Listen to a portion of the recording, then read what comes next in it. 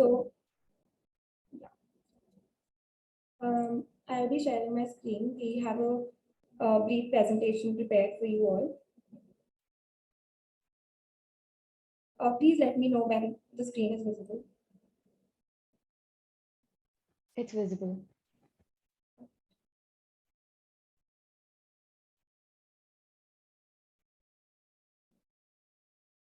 Great. I think we can start. Apoorva, are you on the line? Yeah, Amanpreet, I'm there. Hello, everyone. So thank you so much for the warm welcome, team.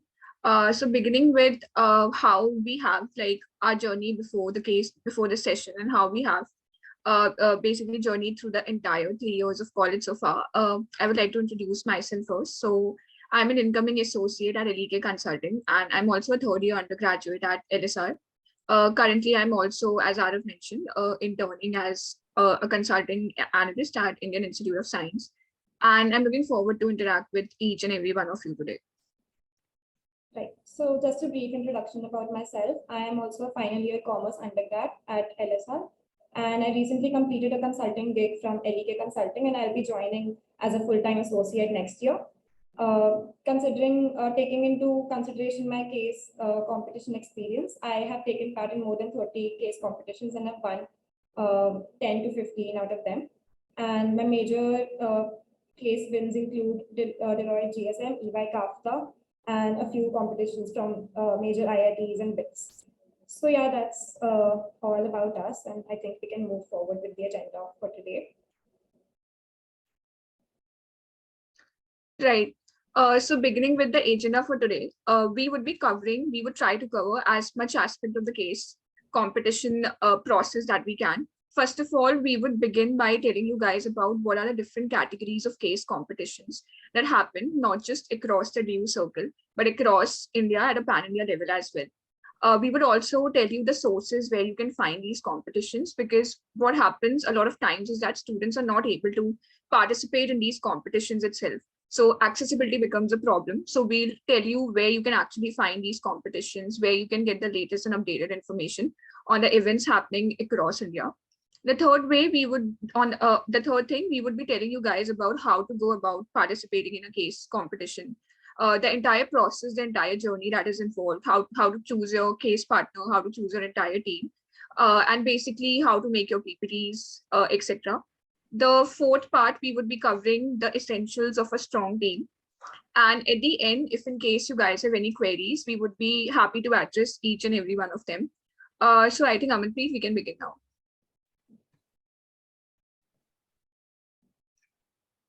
Right. So I think before actually beginning with how to go about, solving or taking participation in case competitions, I would want to know from all the people who are present here, have any of you previously participated in any case competition?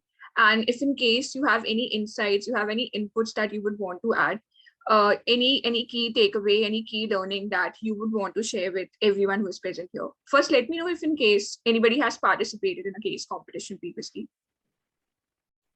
Guys, you can unmute yourself, as well as you can just put anything in the chat boxes. Hi, okay. Hi, everyone. Yeah. Yeah, this is Sarvashmita. I'm a first year MBA student at KGS Institute of Management. So this is the first time I participated in a case competition with GEP. And the key takeaways that I took from participating in it is like, it's really important to have a team member who equally thinks like you and is able to participate with you throughout the case, because even if things go wrong in the middle, then at least they should be the person who keeps up to you till the last time, and then only a particular case study becomes a good one, and case study competition becomes a good one. Thank you so much for sharing your thoughts, Sarasmita. And I think that is extremely important as well. That was one thing that actually Amanpreet and I would also be covering later during the session, because the most essential thing when you're solving cases becomes your team partner. And you should definitely work with a team who is as passionate as you to win the competition. And, it shouldn't be the case that people are actually backing out in between, or they're getting tired out of the process. because you cannot quit essentially. You know, the team members should have the same vision to win the competition, and they should share the same goals as you. So thank you so much for sharing that, Arusmita. I think we can move forward, Amanpreet. Thank you. Yeah. So the next question that we have for you is, if you took part in any of the case competitions, did you win any of them? Or did you get any sort of top positions like top 10, top 5, national finalists? Please feel to share about those experiences as well. And I'm unable to access the chat box. So Apoorva, if you could take up the responses, it would be great. Yeah, I'll take them.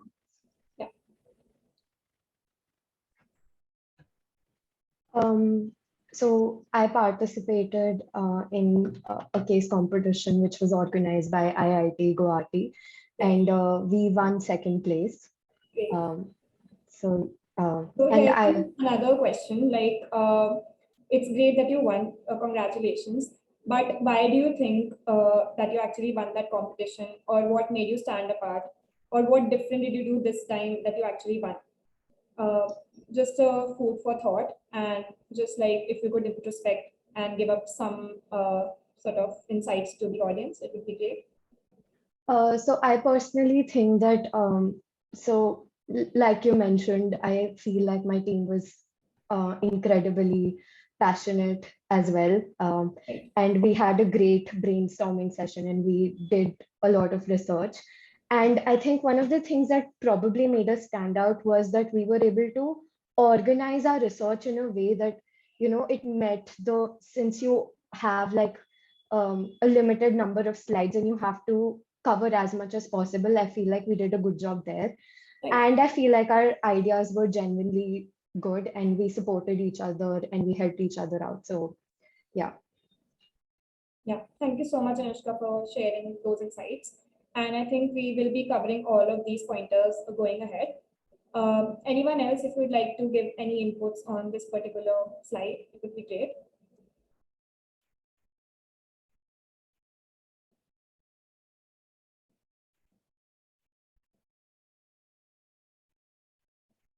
Great. I think we can move forward and start covering some basics for even the beginners out there. Just enlisting some categories of business case competitions that are organized, not just throughout the DU circuit, but also on a pan-India level. There are strategy cases, there are marketing-based cases, then there are finance-based cases that are essentially around valuations and M&As. There are business turnaround strategies, there are social impact cases, and there is another category which is often termed as the unconventional category, where one or two more categories are combined together, and you have to present a solution with an altogether new structure. So talking about strategy cases, they are essentially around building a growth strategy for a business. So for example, there is a beer company in USA and they want to enter into India, and you have to suggest a strategy for the same. So any sort of strategy around market entry, profitability, growth, I think every sort of this category is covered under strategy cases. When we talk about marketing cases, as the name suggests, it's around creating a marketing strategy for the company. And it's a subset of the strategy cases category that we've mentioned before. Then we have valuation and M&As. So for example, a startup wants to gain funding and we have to create a financial model for them and find out the valuation for the same. Or a company wants to merge with another company that's in the same sector. We have to create a M&A strategy and also validate their financials. Then when we talk about business turnaround strategy, this is particularly some cases that are around crisis situations. So for example, due to COVID, many businesses were hit, right? So there could be a case around the same where a business would have been hit by the pandemic and you have to create a turnaround strategy to bring back the business and to bring back profits. Then when we talk about social impact cases, that's what many famous social impact consulting firms like Dalberg do. They suggest strategies to big financial non-profit organizations, and they are essentially around creating a social impact and not always focused around profits. And then we have cases that are a combination of one or two more categories.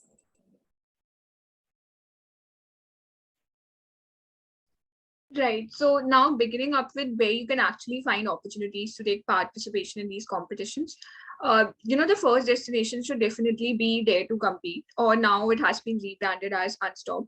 So like when Amanpreet and I started taking participation in these competitions in our first year, that was like our go-to spot from where we used to like screen out competitions that we were interested in.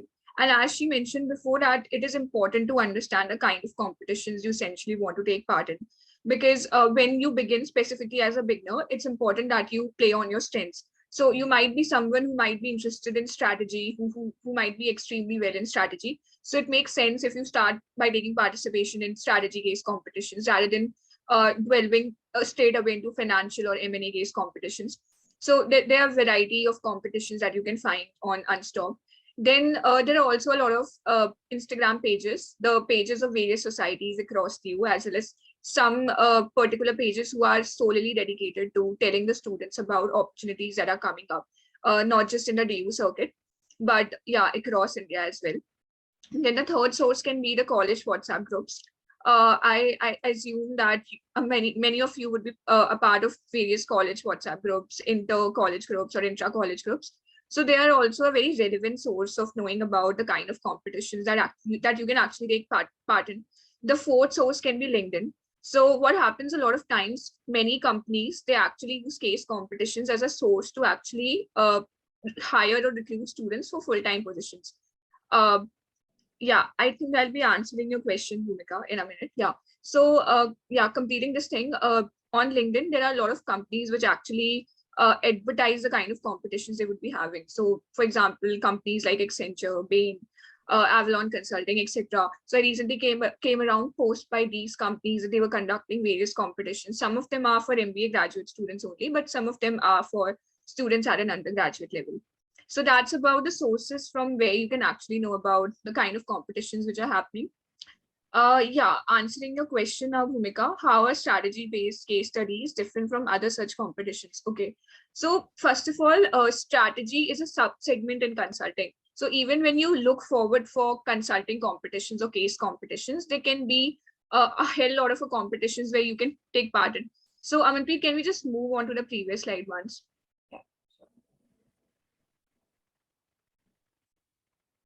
It's visible. Yeah.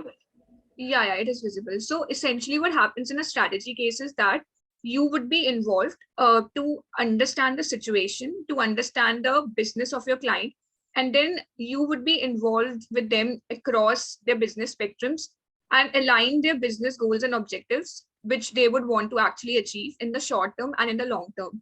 And a lot of consulting firms, that this is what they essentially do, right? They basically talk to top company executives and then they develop strategies for them to be followed in the long term. That is a particularly strategy case, right? But when we talk about the other categories of case competitions that is available, that is, for example, the social impact cases or the business turnaround strategy or valuation and M&A, the key deliverables in each of these cases can be very, very different. In valuation and M&As, you can have cases such as VDD or CDD, which is basically a vendor due diligence or a consumer due diligence, in which your Excel skills and your financial modeling skills are like very, very significant. But that might not be the case in a strategy case, where your major objective should be to complete and thorough market research and then try to build up your strategies and build up the objectives of your client on that. So it's more qualitative in nature, I would say, a strategy case. And a marketing case might be that, okay, your client, sorry, they would want to come to a different market. They would be launching a new product line, and then they would actually ask you to how to develop their own marketing strategy. So these are very niche, but a strategy case is more broader, but it is still a segment of case competitions. And all of these cases have something very unique and something very individualistic in them. In a business turnaround, you do certain different things. In a social impact cases, you might be actually just involved in strategy part, or you might be involved in the implementation part as well. So I hope that answers your question. Yeah, and just adding on to what Apoorva said, strategy cases are more recommendation and solution oriented. So at the end of the day, what they're looking for is logical solutions over anything. So yeah, I think that sums it up. And I think we can move forward if we don't have any other questions in the chat.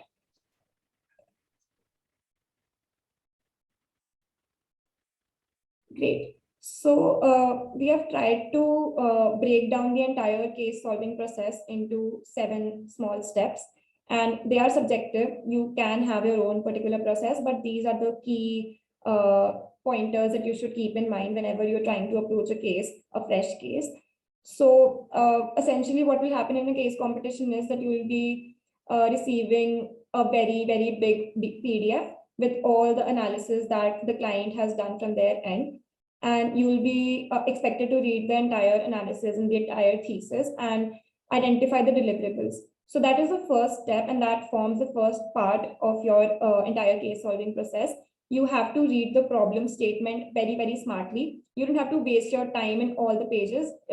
Problem statements can go anywhere from 7 pages to like 70 to 80 pages. So it's not essential to read each and every sentence, but be very smart in your approach as to how to figure out what are the deliverables and what are the action items from the entire PDF. So I remember a case, we participated in an international competition and we got around 2 PDFs of 100 pages each. And I think they do so deliberately to waste your time, and many people fall into that trap and they try to read every pointer and try to gauge what they have to do. But you need to be a bit smart, read through the headers, read through the action points, try to understand the company, do your own research, do your own secondary research to understand the company. And then I think you'll have better context of the entire problem statement. The second stage of the case solving process involves delegation as a team. You should pick up the segments of research and show some initiative towards your team and pick up the segments that you are good at. So considering a personal example, I am very good at marketing. So if there is a deliverable around marketing, then I would be the first one to take that up from my team. And I would make sure that everybody is comfortable in me taking that up. So that's how it goes. The second step involves around delegation and taking some initiative and dividing the workload equally among the members. The third step is conducting a background research to decode the market. And here, I guess you can earn some brownie points as well in terms of putting in more effort on both the primary and secondary research front. So you can roll out surveys if you want to understand the market on a deeper level. You can talk to experts. I think in our competition at Deloitte GSM, we had around good like 4 to 5 rounds. And during the last rounds, I think we made it a point to interact with the auditors of different organizations of the Big Four. And I think we were able to get better context of the problem statement. And it also showed in our solution because the solutions were very personalized and I think the solutions were exactly what they were looking for because we talked to the experts who were essentially the employees of these companies. So that always helps. You can go ahead and try to stand apart in that regard. Even surveys help. Getting around 100 to 200 responses is always good. And it helps you decode the market better and in a timely manner. The fourth step is to carry out deliberations with your team members. Please don't keep your team members in the dark. If I have taken the responsibility of curating the marketing strategy, it's my responsibility to also share my insights with the team members and make sure that they are on the same page. Because sometimes it happens that during the presentation, the question is not directed towards you, but your team member, and it's like a follow-up question to what they said earlier. So they should have proper context of the entire solution so that if they are able to answer questions with equal amount of confidence on even the items that they haven't worked on. Apoorva, would you like to take the next 3 steps? Yeah, sure. So then talking about how to put your ideas in a document and then forming a detailed storyline. So what happens mostly in case competitions is that where people do go wrong is that they do the research part well. They even make a very, very great PPT, but what they end up doing is that they lose on a storyline front. How essentially the story of the entire case should be actually told or communicated in front of the judges is extremely important. So more often than not, what people do is that they do not connect the dots between the key findings that they have actually researched on while working on the case. But whenever you are working on a case, make sure that when you're articulating it in front of the judges, you have to make sure that it is coming out as a storyline, that you are extensively mentioning the process that you followed, the research that you did, the logical flow of information that you were following all throughout the process, as well as backing it out with numbers. So that becomes extremely important. Then the next step would be to create a first draft of your PPT. So more often than not, people try to make like one PPT at most, and then they try to just, submit it for the final submission rounds as well.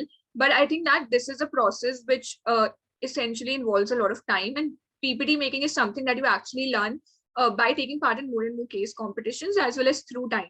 So when you would actually begin taking part in a lot of case competitions, and if you would have taken part in a significant number of them, you would understand the difference between it is essentially the initial PPTs and the PPTs that you would be making after taking part in a lot of case competitions. Because what is more important over here is that the PPT should be extremely well structured, and secondly, it should be very simple.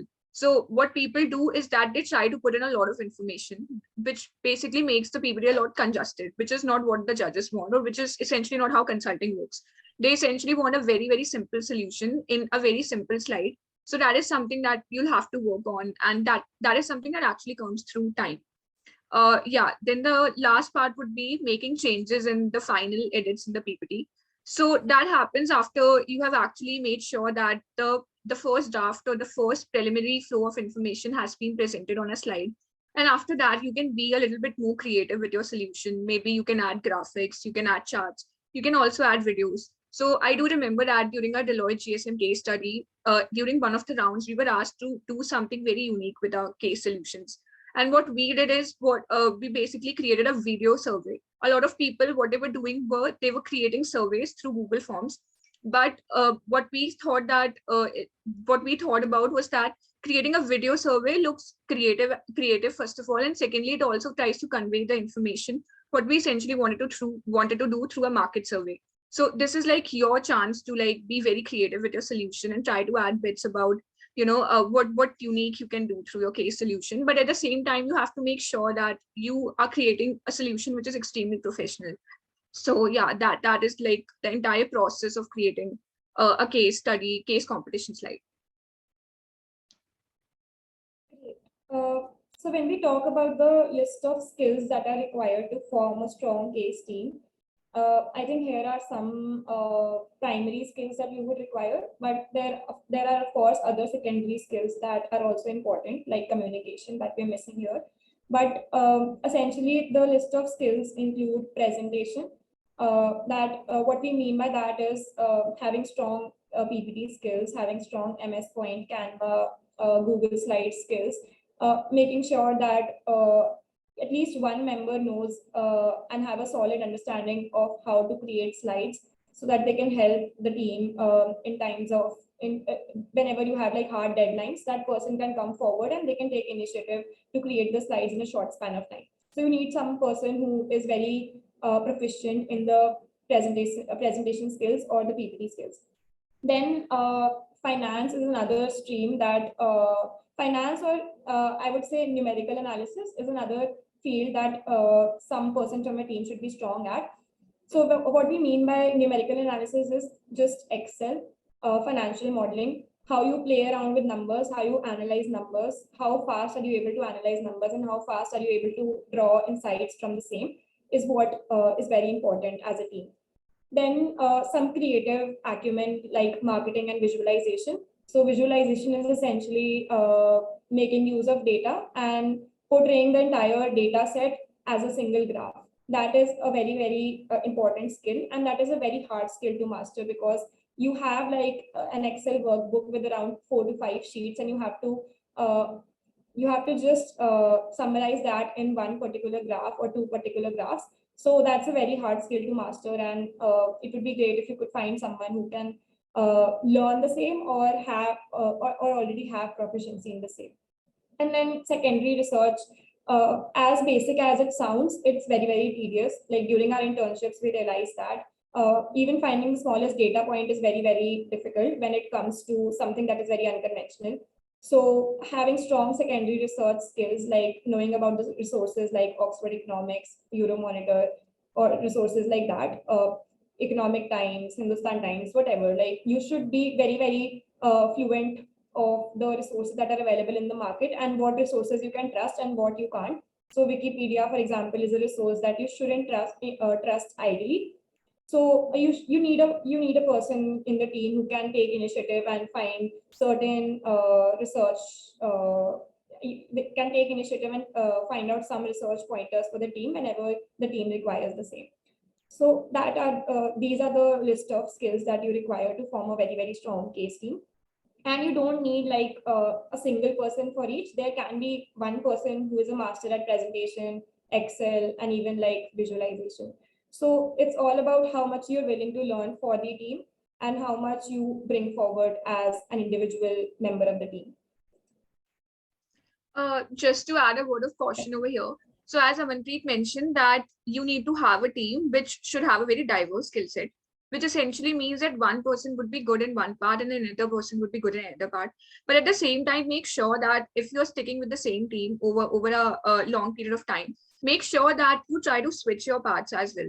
Because essentially why you take part in a case competition is not just to win them, but also to learn through them. So if you just like if you would be somebody who's like good at presentations and who is keeping on doing the presentation work all over the cases, all over multiple cases, what would happen is that you won't be able to get exposure and you won't be able to learn the other parts of the case as well. So make sure that you are also like trying to move on to the other bits and segments of a case, trying to do secondary research, trying to get involved in the financial part as well. So because essentially you want to learn through these cases, right? So it becomes important that you get an exposure in all these segments. Yeah. Great. So here we have also curated a dummy slide for you all to just understand and get a fair idea of how a slide looks like as a part of consulting PPTs or even case competition PPTs. So if you see, I have divided the slide into two parts. We call this part as the LHS and this one as the RHS, the same that you have in mathematics. So basically in the LHS, it's recommended to have graphs or some sort of visual representation. And in the RHS, it's always recommended to have some commentary for what data you're presenting in the LHS. So this is a very, very simple example, and you're always free to add your own sort of touch to the particular slide. But that is how a slide looks like in the real consulting world. And you start with a header. So as Apoorva mentioned in the previous slides as well, that you need to have a story and you need to stick with it. So how you essentially go about curating a story is through headers. And these headers can be 2 lines long, and they form the first part of the PPT and they come at the very top. So for example, we are solving a case for upgrad here. So we provide a market analysis and this will be forming this will be a part of like among the first 1 or 2 slides where we'll be talking about the entire edtech industry in India. So we have the headline here where we're giving an introduction as to how much the edtech industry is expected to grow in the next 4 to 5 years. So the headline goes like the edtech industry in India is forecasted to grow at a CAGR of 39% by 2025. Key reasons being convenience and low cost of adoption. So your headline, no matter if it's like 2 lines long, it should speak a lot. So for example, I gave a lot of information here. I talked about the CAGR in the next 5 years, which is like 2025. And then I also mentioned some key reasons because of which we have been seeing this upward trend. So I think having a very solid headline and a very precise headline is very important in your slides. And every slide should be a part of a story. So your next slide would be essentially a continuation of this slide. So if you're talking about the key reasons being convenience and low cost of adoption, you can talk about this in the next slide, these particular reasons, and they can form the part of your header in the next slide with a few more insights. So that is essentially how a case slide should look like. You have data points in the left. Always like, we'll talk about this in the next slide as well, where we will be talking about some brownie points that you can fetch. But always have some data that you can use to back your assumptions or hypothesis. So we are assuming that the edtech industry is bound to grow, and that is our assumption upon which we are solving this entire case. So we need to prove that, right? So how will we prove that? We'll go to resources like Statista, Euromonitor, Oxford Economics, or even like national resources, news resources that you can trust. And we'll try to figure out or find some data points that we can use to prove the point that edtech industry is growing in India. So I found this graph online and I copy pasted it, but it's always recommended to like make your own graphs. But yeah, the entire point is proven as to how the edtech industry is growing, and I gave some more sort of insights in the commentary. So your commentary should not be a repetition, but you should add more insights in the commentary. Like I am talking about what has been the major factor and what has been the major segment of growth in the edtech industry. So the growth spurt is driven largely by the K-12 segment, upskilling categories in higher education. And this positive sentiment around the market poses a lucrative opportunity for players in the space. So that's just an opening for the case, just to show that upgrade is at a very good position and they are bound to grow because EdTech is growing. And within EdTech, these all segments are growing and our client is working around these segments, upskilling, higher education. So that's a very, very positive way to start a case with. And this is how a slide should look like. So if you have any questions around the same, we would be happy to take them up. But now I guess we'll be talking about some brownie points. Right.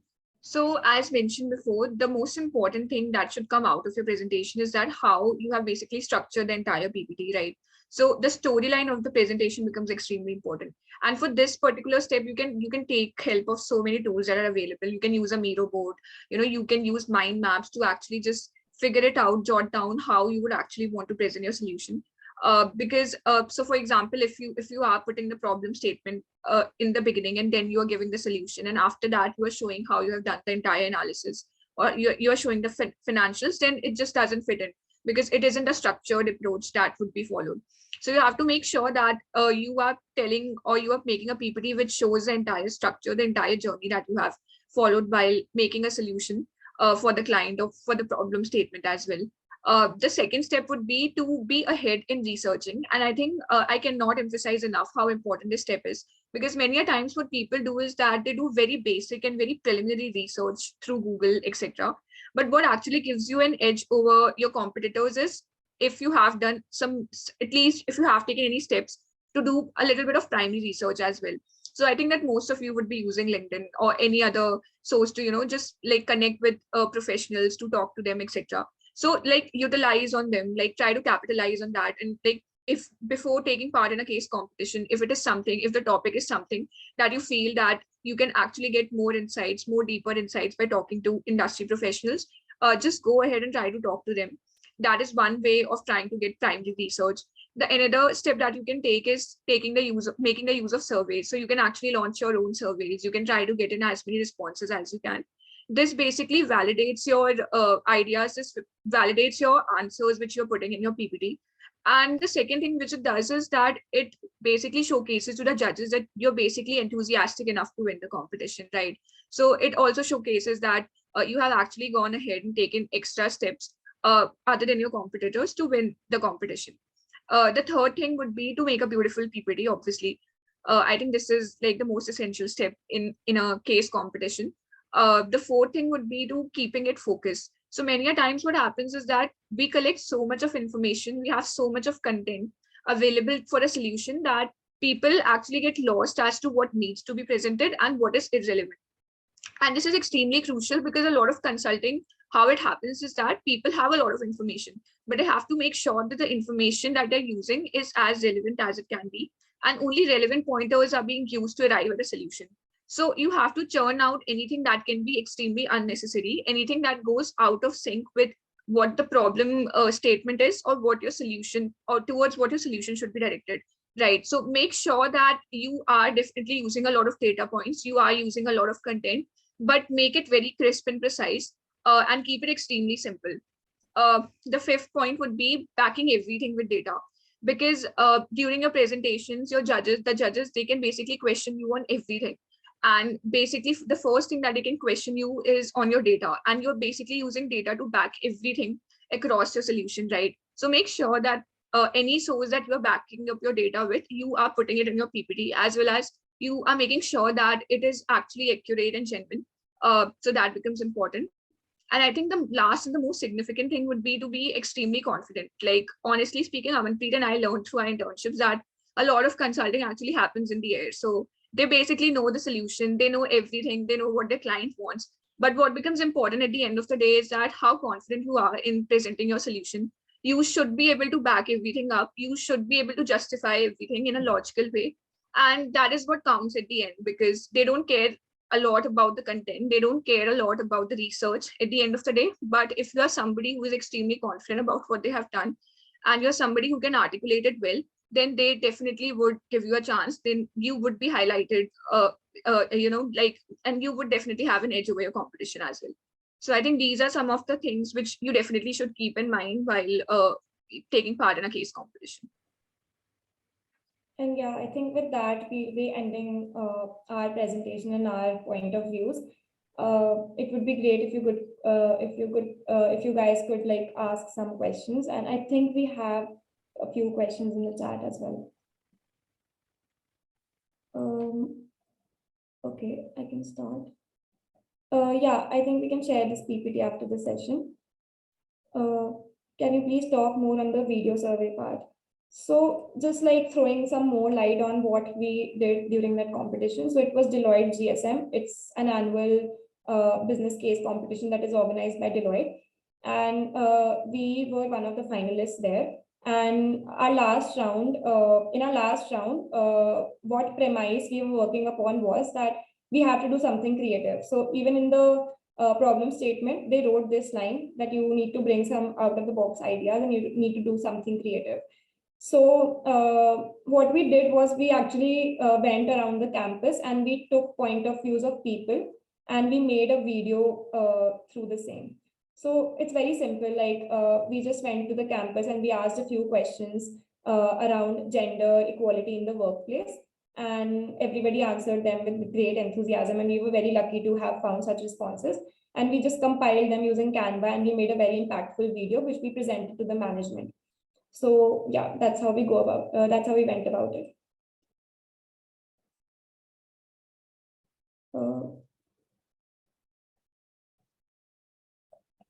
Do we mention our sources in our PPT? Yeah, you have to. So I'll just like go back to the format. Right. So if this is the entire body, so this is essentially the body. And the sources will be covered somewhere here below the graph.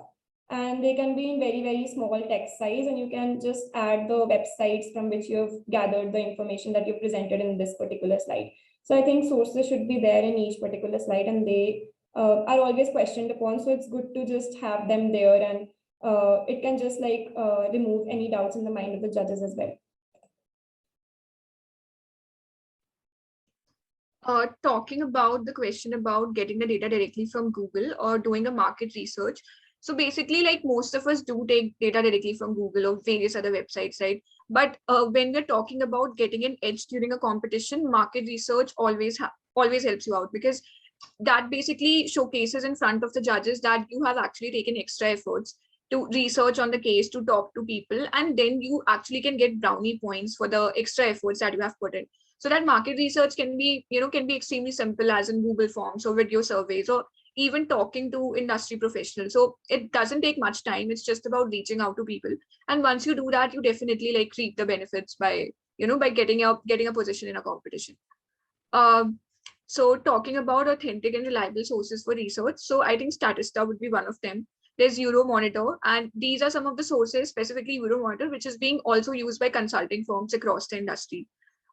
Then I think it would be, Amanpreet, can you list out some sources? Yeah, the World Bank, the UNICEF websites, or any other government websites, they are all considered to be reliable and authentic sources. So depending upon the sector, I guess you can find government resources easily. So if we have a case around attrition rates, so I think ILO would be the perfect platform in labor organization where you can find some data around the same.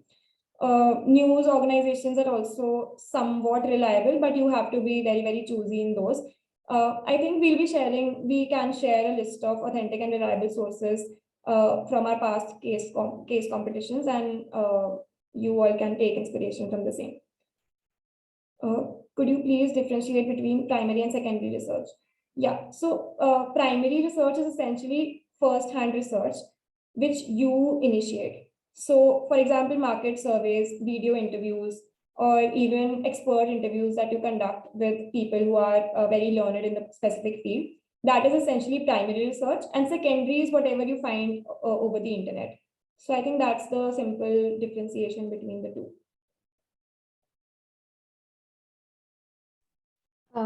I had a question. Yeah. Is it okay? Yeah, okay.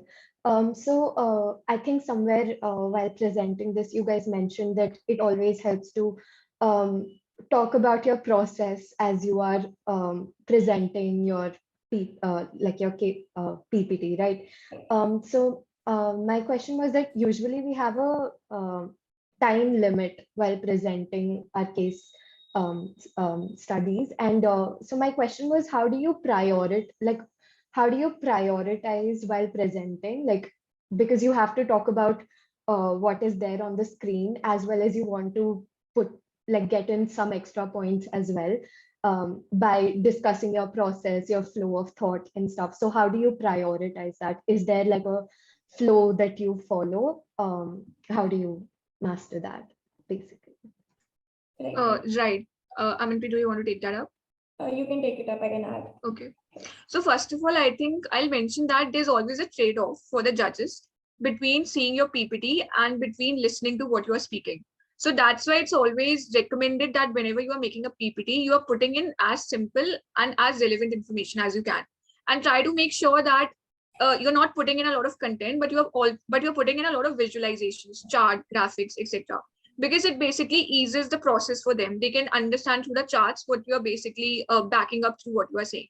So I would say that when you're presenting a solution, the most important part is like try to take a case consulting route, right? Just try to make sure that you're telling in your PPT what the problem was, what the objective was, okay, what was the process or what was the structured flow that you followed while solving the case. That can be the marketing strategies, that can be trying to jot down what the basic problem was, and after that try to back it up with numbers. So all of this is important, but at the same time this does not have to be presented on your PPT, right?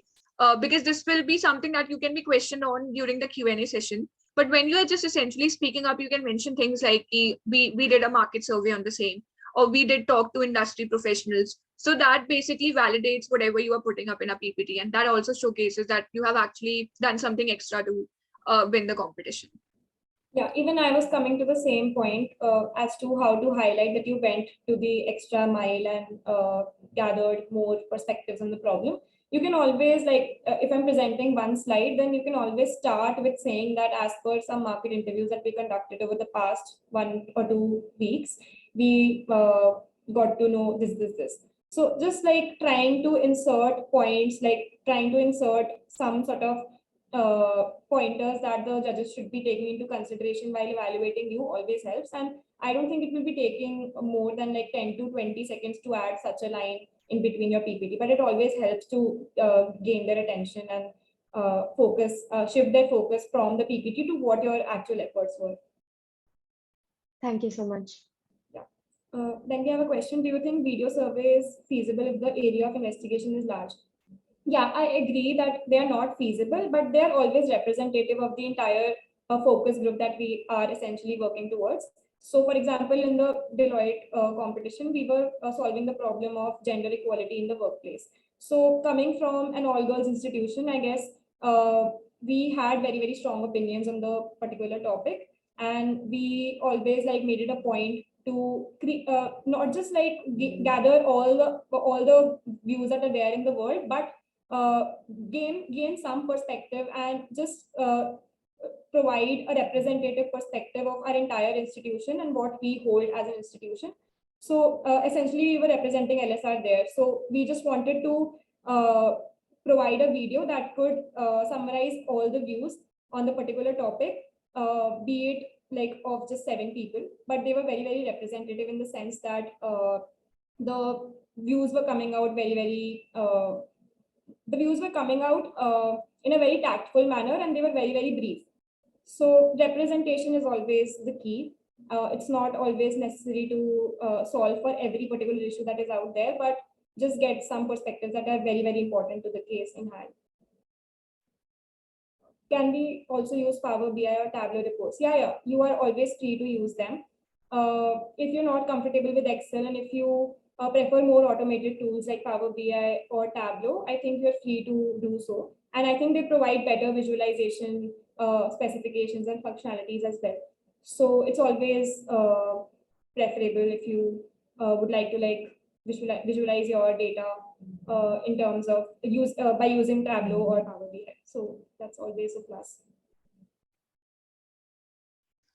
Right. Answering that question as to how to differentiate your research from others. So I think essentially what I feel is that the research pointers that you collect from any site, specifically from Google, it is essentially more or less the same. But what differentiates you is actually not just the research, but actually how you have interpreted the data, how you have interpreted the sources, and how you are presenting it in your PPT. So that is what is a differentiating factor. For that, obviously, like we mentioned before, there are a lot of elements that you can use to make your research stand out. Maybe you can put in that, maybe the primary data that you collected, or even if you had some calls with the experts, even if you have talked to some industry professionals, even they have reached a similar conclusion as you have collected through Google or any other website. So I think that is one way. And the third thing is that the presentation of data becomes more important during the final rounds of the case competitions, because a lot of people have similar outcomes and a lot of people have a very similar answer. But how you're actually presenting it and how you're actually backing it up, justifying it, and how you have essentially interpreted it is what is the differentiating factor in these cases. Answering the question if the primary data supports a different result. So yeah, that is bound to happen in a lot of cases. In fact, when we used to participate in case competitions, sometimes the Google surveys, they were giving us an entirely different result than what we were actually getting on Google. But it is all about if you can get a primary data that is obviously going in conflict with the results that you are getting on Google, even that can be helpful, because you can use that as well to maybe come out towards a solution which can be representative, right? So for example, what we also used to do is we used to talk to a lot of people who were associated with certain industries. So during Deloitte, during one of the first rounds, the case we were given was on ESG, and it was more about the work from home model and if hybrid model would be the new normal going forward for the consulting firms. So for that, what we did is we did talk to a lot of people who were working in audit industry in Deloitte, in the other big four firms. So these are the kind of data points for which you don't have to actually give a lot of valid proof in your PPT, but these are some pointers which you can just mention, while presenting that, okay, you did go through, you did have interactions with these people, and more often than not, these people would give you the most genuine data point or the most genuine advice. So even if, the firm, or even if, on Google, you would find that people are making such claims and that companies are doing so much to solve a certain issue, they would actually give you like what is actually happening in the industry and what is the current state of that particular subject. So you can use that as well to just like validate your points. It is all about how you are like compiling things up and how you're presenting it. Yeah, and also during your expert calls, you will realize that these people who come from such seasoned backgrounds, they have better insights on what is happening on ground. Whereas Google provides some information in a very filtered manner. So it's always good to like interact with people who are working on ground and get some perspective, which is in contrast to what Google is saying. So it's always good to bring a unique perspective, and I don't think you'll be questioned a lot on the same. You will be appreciated, in fact. Then we have a question on how much does case frameworks work for solving a particular case? And the next question is how to inculcate the different approaches of solving a case, pestle, SWOT, etc. in the storyline and in the PPT. So I think case interviews and case competitions are very, very different in the regard that during a case interview, you are getting data points and insights on a very, very, very, very instant manner. So like, for example, you are going in one direction, so the interviewer will stop you, or the interviewer will be giving you more insights on the same, and you'll be able to move to a particular direction.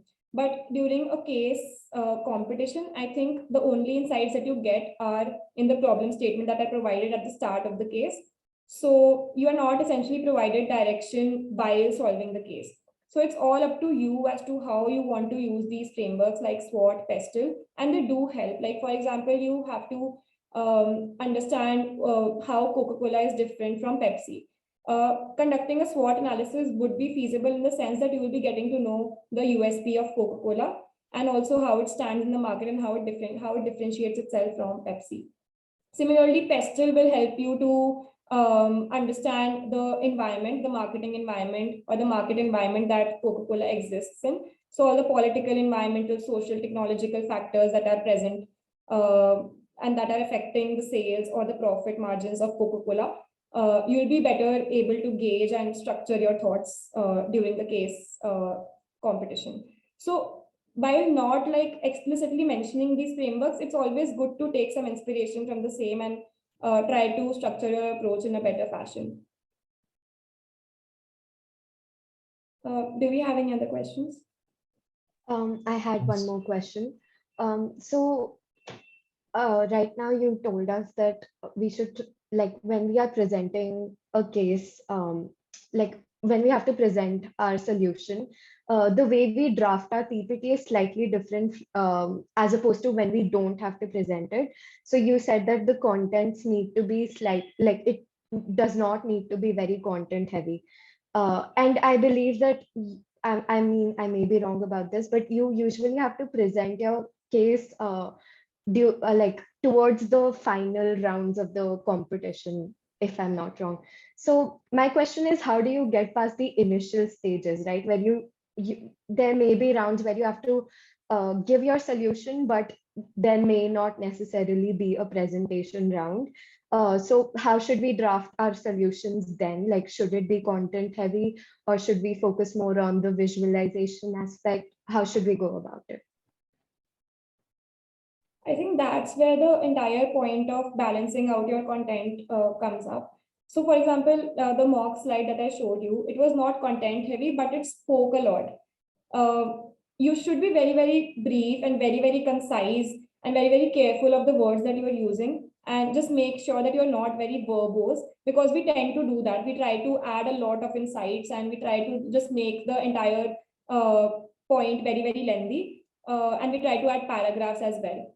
But instead, what I showed you was a very, very concise slide, and it also spoke about a lot of insights of the entire edtech market. It spoke about at what CAGR has it been growing. It spoke about what are the reasons for the same. It spoke about what particular segments are growing. So I think you need to just get a pen and paper and try to just get that bulk information into one small piece of paper and try to adjust the same, and just try to use some jargon, some phrases that can help you make the entire hypothesis or the entire statement that you have in mind concise and brief, so that it can speak to the audience, and it can also help you like get a short list for the final round.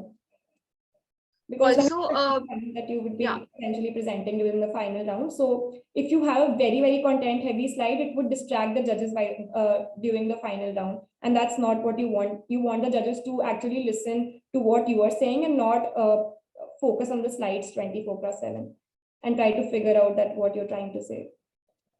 Also, in a lot of competitions, in fact, in a majority of competitions, there's always a demarcation between submission slides and presentation slides. So I think more often than not, the slides that you would be actually given to qualify for the final rounds, they would be very different than the slides you would be making for presentations. And usually the kind of format that we follow is that for submissions, our slides or presentations have to be extremely extensive and comprehensive. You do put in a lot of content because you're essentially trying to compete with hundreds of participants and then go to the qualifiers or the finals.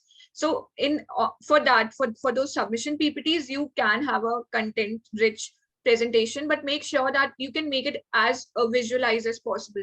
So for instead of putting numbers blatantly, you can actually use like Harvey balls or like data charts to just put in information, which makes them visually appealing. But for the presentation slides, you just have to like speak on point and they have to be as simple as they can. Okay, thank you. That answers my question. Okay, do we have any other questions? Yeah, I had a question. So I think you would agree that there is a lot of hype about the case competitions. And as we entered our first year, so we were advised by our seniors to participate in a lot of case competitions. So is this hype worth it, or how does it add value to us, or how does it affect our CVs? Right, right. I think case competitions do have an impact on your overall profile, not just on paper like CVs you mentioned, but also in how you're able to articulate your thoughts in a day-to-day manner. So, for example, like you get better at problem solving. You're able to articulate your thoughts in a better fashion, and it will always help you in the long term. Like while giving college presentations, even while applying for higher ed education institutes like IIMs or even the Ivy Leagues. I think they will be judging you upon how you are able to conduct yourself and how you're able to present your thoughts on a particular situation or on a particular topic. So I think case competitions are a great way to enhance that particular part of your skill set. And on paper, it always adds value. I think I and Apoorva have been testaments to the fact that our case solving experience has helped us to gain better internships and better opportunities. So I think it does help, and it's all worth the hype. Thank you. Yeah, I had a question. Right.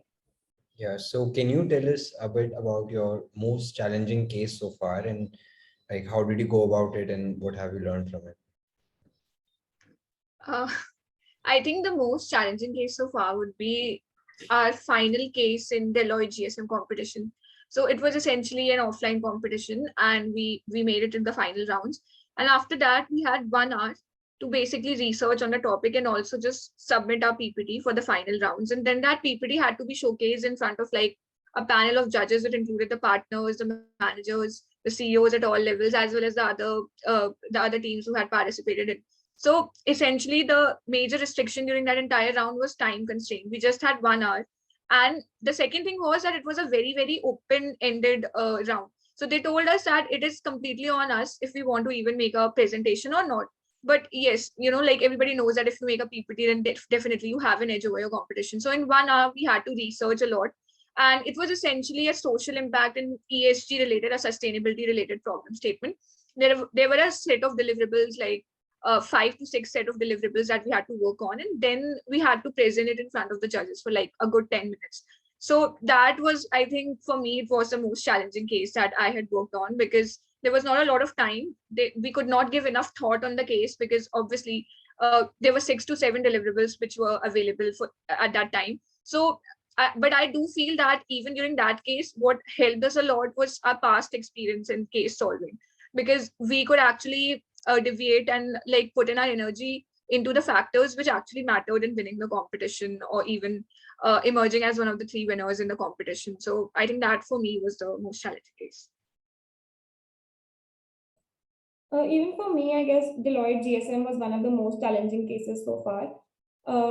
But we also participated in another competition, which was an international one. And our client for the same was Pandora.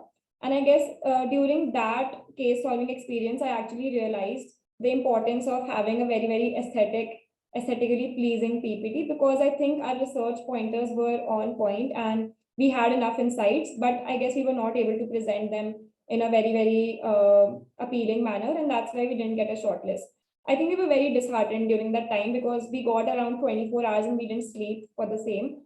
But I guess after seeing the PPTs of other winners, we realized that having a very, very aesthetically pleasing PPT is also what matters, not just in national competitions, but also international competitions. So yeah, I think these 2 experiences were one of our most difficult experiences. I also have a question. As a beginner, what do you think? How should we participate as an individual or as a team? Because being a beginner, we don't have anyone to talk to about. Like, we don't know a person's strength or weaknesses as of now. I guess you figure it along the way. But right now, I'm supposing that you're in your first year, right? Yeah, I've completed my first year. Okay, yeah.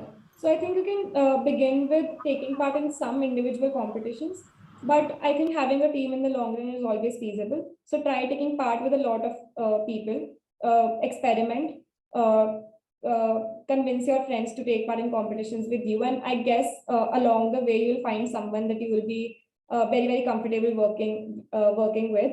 And I think you find your tribe along the way. And I guess that's what even we did. During our first year, we heavily focused on individual competitions and also competitions that required a team of two. So I and Apoorva were taking part vigorously. But then we found like 2 to 3 more people whom we could take part with in other competitions in our second year. So I think time actually helps you find people who are very, very comfortable in working with you. So I think just keep going and register for as many competitions as you can, and you will be finding someone who will be very, very comfortable in working with you, and you'll find your tribe. So yeah. Thank you.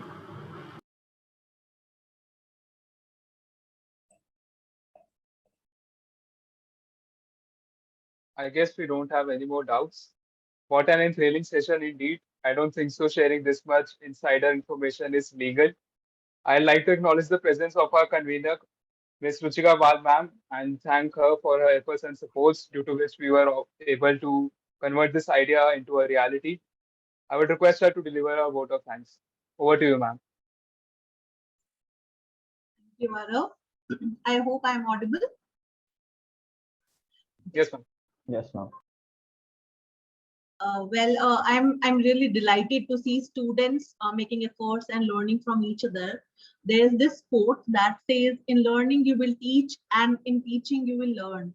And you guys are, actually manifesting that quote. So it was indeed a wonderful presentation, a wonderful session, and I'm sure our students who are present here in this session must have taken many nuggets of wisdom from our speakers, Amanpreet and Apoorva.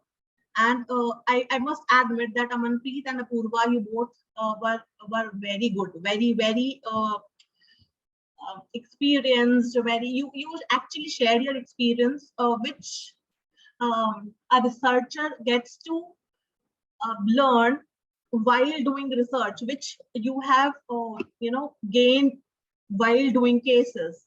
And if I'm not mistaken, you are still pursuing your graduation, right?